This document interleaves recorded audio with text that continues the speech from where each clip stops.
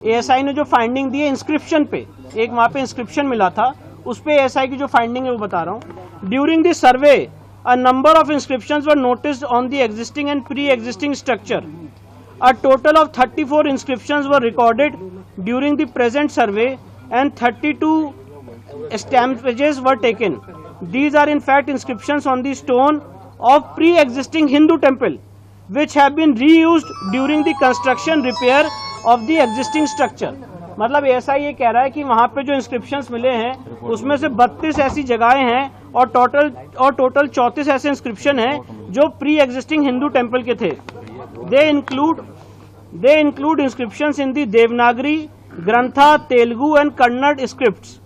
Reuse of earlier inscriptions in the structure suggests that the earlier structure were destroyed and their parts were reused in the construction repair of the existing structure. मतलब जो पहले हिंदू मंदिर था उसी के inscriptions को use करके, इस्तेमाल करके ये तथाकथित मस्जिद बनाने का काम किया गया। कौन सा language?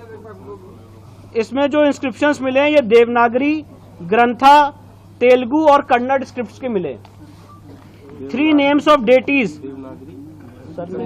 Devanagari, Grantha, Telugu and Kannada. 3 names of Grantha, 3 names of deities such as Janardana, Rudra and Umeshwara are found in these inscriptions. ये जो inscriptions है इसमें देवताओं के 3 नाम आज भी इंगित होते हुए दिखते हैं। कौन सा नाम है? जनार्दना, रुद्र और उमेश्वरा। The pillars and plasters used in the existing structure were studied systematically and scientifically for the enlargement of the mosque and constructing sahan. Parts of pre-existing temple, including pillars and pilasters, were reused with little modifications. मतलब ऐसा ये कह रहा है कि जो इसमें खंबे लगे हुए हैं वो खंबे हिंदू मंदिर के थे और उसी को रीयूज किया गया। माइन्यूट नहीं, ये खंबे की बात हो रही है। पश्चिमी दीवार की फाइंडिंग खत्म हो गई है। अब जो मंदिर की थी पश्चिमी दीवार की फाइंडिंग खत्म हो गई है। अब जो नेक्स्ट फाइंडिंग है खंबे की फाइंडिंग है। ये खंबे जो पिलर्स, जो खंबे मिले हैं वहाँ पे व्यास जी के तहखाने में और जो जितने तहखाने वहाँ पे जितने खंबे मिले हैं उस खंबे पे एएसआई की क्या फाइंडिंग मैं वो बता रहा हूँ और दोबारा पढ़ के सुना रहा हूँ। The pillars and pilasters used in the existing structure were studied systematically and scientifically for the enlargement of the mosque and constructing sahan. Parts of pre-existing temple including pillars and pilasters were reused with little modification. मतलब जो हिंदू मंदिर के खंबे थे उनको दोबारा इस्तेमाल किया गया कुछ मॉडिफिकेशन करके।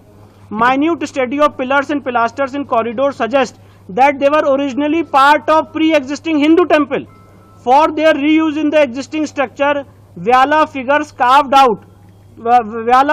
carved on either side of lotus medallion were mutilated, and after removing the stone mass from the corners, that space was decorated with floral design.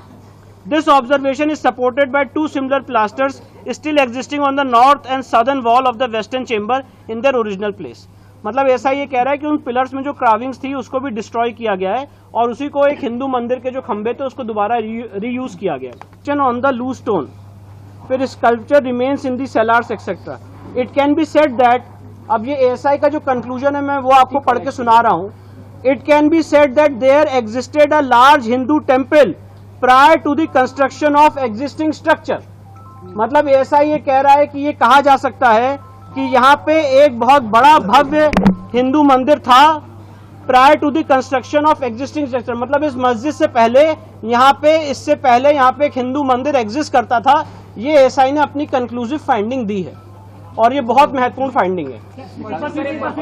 ASI का जो कंक्लूजन है मैं वो बता रहा हूँ। It can be said that, मतलब ये कहा जा सकता है that there existed a large Hindu temple prior to the construction of the existing structure.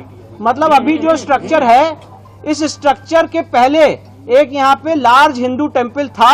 ये बात एएसआई कह रही है कि ये बात कही जा सकती है।